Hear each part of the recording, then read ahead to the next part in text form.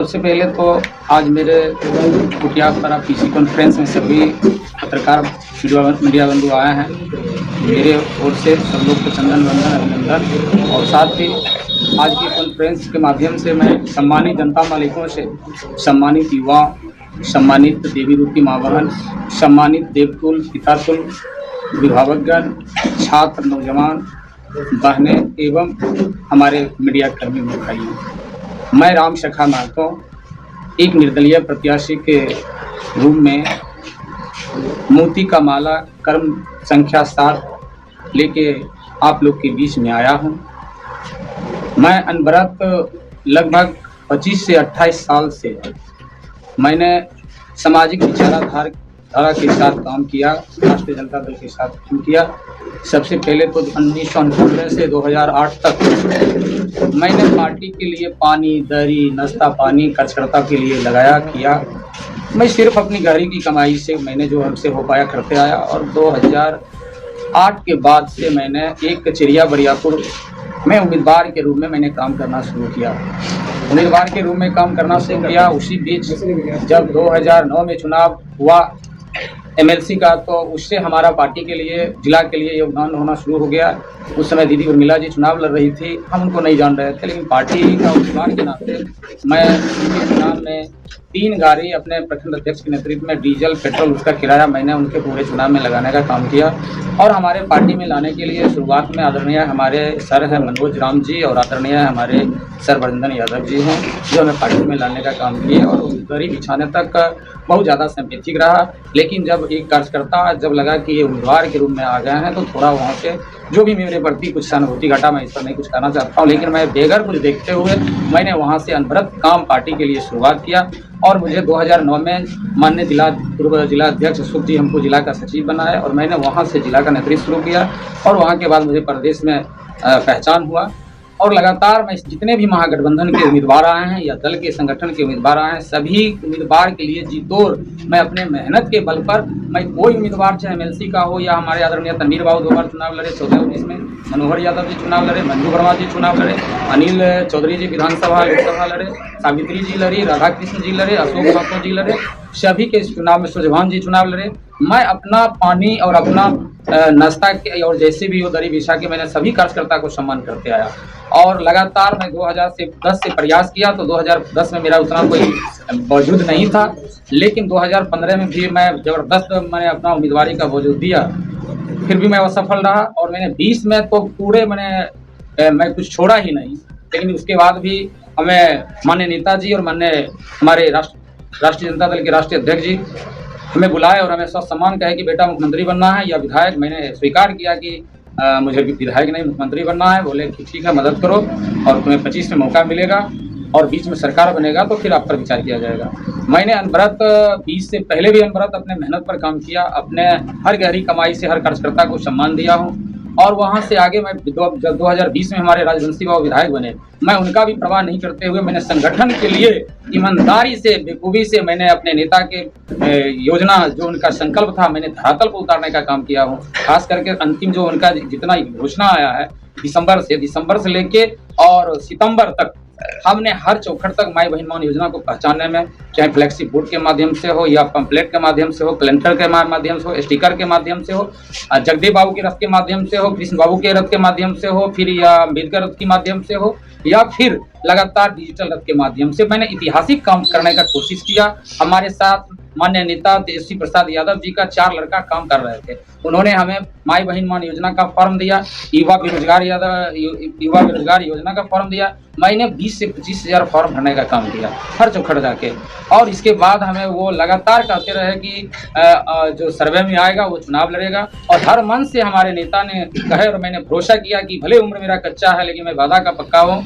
अब भले उम्र कच्चा है लेकिन मैं दिल का सच्चा हूँ। और बहुत सारे मंच पर बोले कि इस बार कोई नेता को सुनने वाले नहीं हैं, कोई किसी को सुनने वाले नहीं हैं, जो जिसका सर्वे में नाम आएगा, जिसका अपना जमीनी पकड़ 5 से 10 हज़ार वोट होगा, मैं उनको सर्वे करके चुनाव लड़ाऊंगा। तो और उतना ही नहीं, उन्होंने लगातार ही कहे कि इस बार 3P का इस्तेमाल नहीं होगा। 3P मतलब हुआ कि P से पैसा, P से परिक्रमा और P से पैरवी, ये इसका नहीं होगा। मैंने काफी भरोसा करते हुए अंतिम 3 अक्टूबर के महीने मिला और आदरणीय संजय यादव जी और आदरणीय तेजस्वी प्रसाद जी मोरिया में कॉन्फ्रेंस किए थे, वो वहीं हम लोग मिले और बोले कि चिंता नहीं कीजिए, आपको फोन चला जाएगा। हम लोग लगातार 15-17 दिन पटना में लगातार रहे, इंतजार करते रह गए, लेकिन जब हम लोग को 14 के शाम में ही पता चल गया कि अब हम लोग को टिकट नहीं मिलने वाला है, नाम किसी और का आ गया, उसके बारे में पता किए तो वो पता चला कि ये यहाँ का है नहीं, ये रहने वाले झारखंड का है। तो हम लोग वहाँ जितने उम्मीदवार थे सभी लोग विचार किए उनके नाम आने से पहले कि इस बार कोई क्षेत्रीय उम्मीदवार हो, चाहे अदना सदना जो राजद का कार्यकर्ता हो, उनको टिकट देंगे, हम सभी लोग साथ रहेंगे। अगर बाहरी किसी को टिकट देंगे तो हम लोग बहिष्कार करके और एक अपना में उम्मीदवार देंगे। वो भी मेरे पास लेटर है जिन पर सब हमारे उम्मीदवार प्रखंड अध्यक्ष का दस्तखत है। और जब सुशील कुमार जी का नाम आया तो फिर हम लोग वहां से वापस आए। 15 तारीख को खौदामनपुर में हम लोग का एक पार्टी के प्रखंड अध्यक्ष और हमारे नेतागण और प्रत्याशी के साथ बैठक हुआ। 15 में बैठक तय हुआ कि आप सब लोग में कौन निर्दलीय उम्मीदवार लड़ेंगे। तो हमने कहा कि सबसे जो हमारे सीनियर हैं वहां से पूछना शुरू कीजिए। तो जो हमसे सब सीनियर उम्मीदवार थे सबसे पूछा गया, उन्होंने लोगों ने कहा नहीं, हम नहीं लड़ने में सक्षम है, या मेरा जो भी व्यवस्था है। हमने उसमें यह भी कहा कि आप चुनाव लड़िए, हमें रहे या नहीं रहे आपको हम 10 लाख रुपया चंदा देंगे। तो फिर भी लोग ये नहीं हुआ। अंतिम में मैं अपना नाम घोषणा किया कि अगर आप लोग नहीं लड़िएगा तो मैं चुनाव लड़ूंगा, लेकिन आप लोग को मुझे साथ देना होगा। उन लोग ने ये संकल्प लिए कि ठीक है, आप जाइए 17 का नामांकन कराइए, और मैं नामांकन में आपके भी नामांकन में नहीं जाऊंगा और सुशील जी का नामांकन में भी नहीं जाऊंगा। 18 तारीख के बैठ के मैं डिसीजन ले लूंगा। हम लोग वहां से आशीर्वाद प्राप्त करके, और लगभग लगता है कि जितने भी हमारे संगठन के वरीय पदाधिकारी हैं सभी लोग से बात हुई थी। और इसके बाद मैंने जब देखा तो 17 तारीख में संगठन के लोग सुशील जी के साथ थे, लेकिन उनसे मेरे साथ कम लोग नहीं थे, चूंकि मेरे चाहने वाले लोग थे और यहाँ एक अंगुली पर गिनने वाले लोग थे। तो मैंने सिर्फ सोशल मीडिया से जारी मैंने अपने समर्थक को किया, जिसने सबसे पहले तो मेरे साथ भाई तेजस्वी यादव जी जो किए कार्यकर्ता के साथ, जो मान लीजिए ये दर्द दिए, ये जख्मी दिए, मैं इस जख्मी के लिए तेजस्वी यादव जी के ओर से मैं कार्यकर्ता से माफी मांगता हूं कि ऐसा जख्मी किसी को नहीं देना चाहिए। और जब हम लोग 17 के नामांकन के लिए 16 तारीख के मैं अपने एक सोशल मीडिया से जारी किए कि भाई जब आप हमको ताकत दे रहे हैं, इसलिए कि जब 16 तारीख को हमको कार्यकर्ता नमक रगड़ के छोड़ दिया कि आपको उम्मीदवारी देना है, युवा बुजुर्ग अभिभावक माँ बहन जो नहीं आपको उम्मीदवारी देना है, हमने विवश होकर उम्मीदवारी दिए। और 16 का ही हम एक ट्वीट किए कि मेरे पास कोई साधन है ना संसाधन है, अगर आप उम्मीदवार रामसखा महतो को बनाए हैं तो मेरा आज नामांकन है, आप आइए। और पूरे जगह से विधानसभा सहित जिले से लोग आके और मेरा नामांकन जो कराया वो अद्वितीय, वो तो आप लोग मीडिया वाले सब लोग देखे ही हैं। तो अंतिम मेरा ये है कहना, ये लड़ाई रामसखा महतो का नहीं है, ये लड़ाई अब है जो मुझे इस दौर में लाए हैं, उम्मीदवार बनाया है। इस बीच में जबकि 18 तारीख की बात हुई थी कि बात हम करेंगे, 18 कोई बात नहीं किए, 19 की कोई बात नहीं किए, 20 की कोई बात नहीं किए। तो मैंने जनता मालिक से मैंने ये भी कह दिया है, बीच में अपने कोई नेता नहीं बात किए, और कोई चंद ऐसे लोग हमसे बात करने आए जिस पर मैं कैसे भरोसा कर सकता हूँ, जिसको मैं जानता नहीं हूँ। तो बीच में मुझे मैंने ईमान जमाने की भी कोशिश किया गया, बहुत तरह की अफवाहें फैलाया गया कि रामसखा को हमने मैनेज कर लिए हैं, पैसा पर बात हो गया है, वो बैठ जाएगा, इस तरह करके हमारे युवा के बीच, माँ बहनों के बीच ये मैंने उनको इस तरह से भ्रमित किया गया। लेकिन मैं पहले भी बोला हूँ, फिर मैं आज भी बोल रहा हूँ, मैंने पहले भी, हम 20 से पहले ये मीटिंग हम किए थे ये पर विधानसभा स्तरीय खौदामनपुर पंचायत में, मैंने वहां साफ सुथरा में कह दिए थे, 400-500 हमारे साथी सब लोग थे कि अभी आप लोग कहिए, फिर चूंकि आप ही लोग उम्मीदवारी दिलाए, अगर आप लोग चाहिएगा तो अभी मेरे पास सब विकल्प है, मैं वापस कर लूंगा। लेकिन हम पर जो बात चल रही है, खरीद बिक्री इधर उधर, जो चंद लोगों जिसको मैं नहीं जानता हूँ, तो यदि आज मैं नहीं बिकता हूँ, अगर मुझे बिकना नहीं है तो आपको खड़ा रहना पड़ेगा। और आपको भी, चूंकि तीनों राजघराने से जो उम्मीदवार हैं, धन बल वाले लोग हैं, वो जनमानस को और जन बल को लोग को खरीदना चाहेंगे, तो आपको भी रुकना पड़ेगा। और ये संकल्प आप लीजिए, तो मैं मर सकता हूँ, कट सकता हूँ, लेकिन स्वाभिमान के लिए मैं झुक नहीं सकता हूँ। ये मेरा इतिहास रहा है और रहेगा। राजद से टिकट कटने के बाद आप निर्दलीय प्रत्याशी के रूप में आए हैं, तो क्या लगता है यहाँ के जो राजद के लोग हैं वो आपके साथ हैं या जो लालटेन के साथ? देखिए, राजद के ही लोग मेरे साथ हैं, और जो सुशील जी के साथ हैं वो उंगली पर गिनने वाले लोग हैं, जिनका गिरगिट रंग बदलने में कोई देरी नहीं लगता है। क्योंकि मैंने आपको अपने शब्दों से दर्द से कहा हूँ, जिन लोग ने मुझे, एक तो मान लीजिए हमको संगठन दर्द दिया, मैंने जिस संगठन के प्रदेश के संगठन में काम कर रहे थे वहां भी दर्द दिया जख्मी, और दूसरा जख्मी वो लोग दिए हैं जो इसका लाइफ बर्बाद हो जाए, हमें जो लोग उम्मीदवारी दिलाए हैं वो लोग उंगली पर गिनने वाले लोग हैं। क्या लगता है आपको? और राम सखा के साथ हजारों राजद परिवार नहीं लाखों राजद परिवार खड़ा है। आप क्षेत्र में जाइएगा तो चूंकि मेरा कार्यकर्ता कम है पड़ रहा है, लेकिन राजद परिवार राजद को मानने वाले लोग उससे आगे वोट मांग रहा है कि राम सखा महतो को वोट दीजिए। निर्दलीय प्रत्याशी के रूप में क्रमांक संख्या 7 पर इसका मोती का माला छाप है।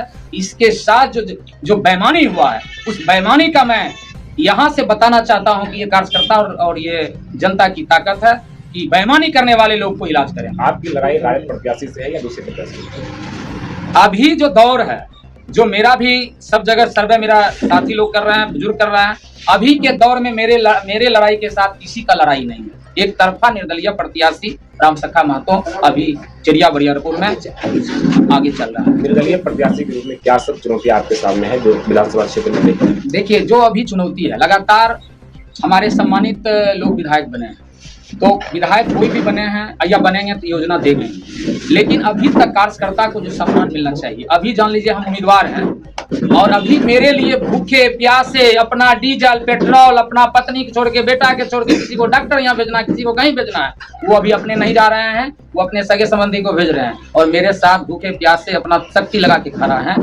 और जब लोग चुनाव जीतता है तो पहचानता नहीं कि कोई कौन का कार्य करता है। सबसे पहले मेरा है कि अगर चिड़िया बरियापुर से विजय अगर होते हैं तो सबसे पहले माँ बहनों की सम्मान, युवाओं की सम्मान, बुजुर्गों की सम्मान और कार्यकर्ता की सम्मान के लिए हम मर मिटने के लिए तैयार रहें। दूसरा है, यहाँ विकास की बात अगर करें तो हमारे यहाँ बेगूसराय जिला में अभी यूनिवर्सिटी नहीं है। हम चिड़िया बरियापुर विधानसभा से ही अपनी विधानसभा में उठाएंगे कि हमारे यहाँ यूनिवर्सिटी हो। और जो स्वास्थ्य शिक्षा का जो बिल्कुल चरमरा व्यवस्था है, जब मेरे पास कार्यकर्ता रहेगा, जब मेरे पास पावर रहेगा तो करप्ट और भ्रष्टाचार को दूर करने का प्रयास करूंगा, स्वास्थ्य का बेहतर करने का प्रयास करूंगा, सरकारी स्कूल और प्राइवेट स्कूल का एक जैसे उसका एजुकेशन मिले हमारे भाई बहनों को, छात्र और छात्राएं, इसके लिए उस पर मैं काम करूंगा। और बहुत से अभी जगह बचा हुआ जहां भी हम लोग क्षेत्र जा रहे हैं, पता चल रहा है कि इतना दिन में भी बहुत ऐसे जगह है जहां नाला की जरूरत है, रोड की जरूरत है, जहां की नहीं बन पाया है, जहां पर बहुत बड़ा आबादी है, मास आबादी है, वहां हम लोग देखें कि अभी भी रोड पर पानी लगा हुआ कहीं। हम लोग रोड नाला बनाएंगे, पानी का निकासी बहुत जगह है कि रोड बनने के बाद भी रोड पर पानी रहता है, हम लोग पानी का निकासी का व्यवस्था कराएंगे। किसान भाइयों के लिए हमारे यहाँ किसान ईख का खेती करते हैं, उसका मूल्य में हम लोग वृद्धि करवाएंगे।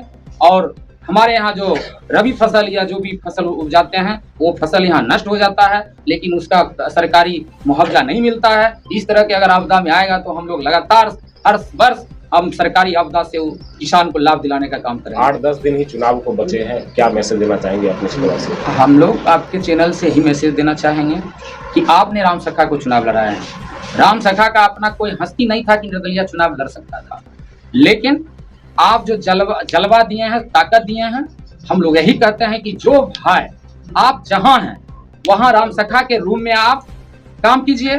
जो हमारे अभिभावक हैं, जो हमारे बुजुर्ग हैं, माँ बहन हैं, आप मेरे माँ बन के और हमारे पिता बन के हमें मार्गदर्शित करें। और जहां मैं नहीं पहुंच रहा हूं, मेरे पास पर्याप्त साधन संसाधन नहीं है, हम नहीं पहुंच रहे हैं, वहां भी मैं अपने भाइयों से ये कहना चाहता हूं कि आप ये नहीं सोचें कि राम सखा मेरे पास नहीं आए हैं। आप वहां लग के और एक माँ बहनों को मोती का माला 7 नंबर पर छाप है, आप बताएं। और सभी माँ बहनों को जैसे भी हो, 6 तारीख का जो दिन है महापर्व का दिन, उस दिन एक ऐतिहासिक दिन है, उस दिन आप सभी लोग को बूथ तक लेकर और मोती के माला छाप कर वोट गिरवाएं। और मैं अपने चाहने वाले लोग के लिए मैं आपके चैनल के माध्यम से कह रहा हूं कि मैं लगातार अपने घरी की कमाई से संगठन में बेखूबी ईमानदारी से चलाया हूं।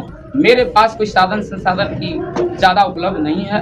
मैं आपके चैनल से यही कहना चाहता हूं कि मेरे चाहने वाले जितने भी लोग हैं, आज से मेरा अपना सोशल मीडिया अकाउंट जारी होगा, मेरा अकाउंट जारी होगा, मेरा स्कैनर जारी होगा।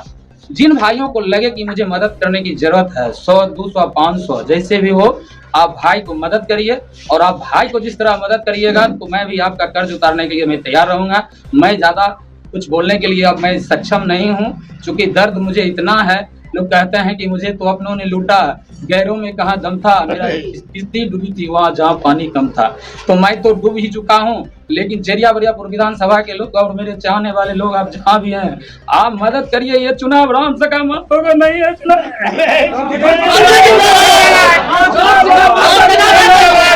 मोदी का माला छाप जिंदाबाद, गरीब मजदूरों का नेता जिंदाबाद, नौजवानों का नेता जिंदाबाद, नौजवानों का नेता जिंदाबाद।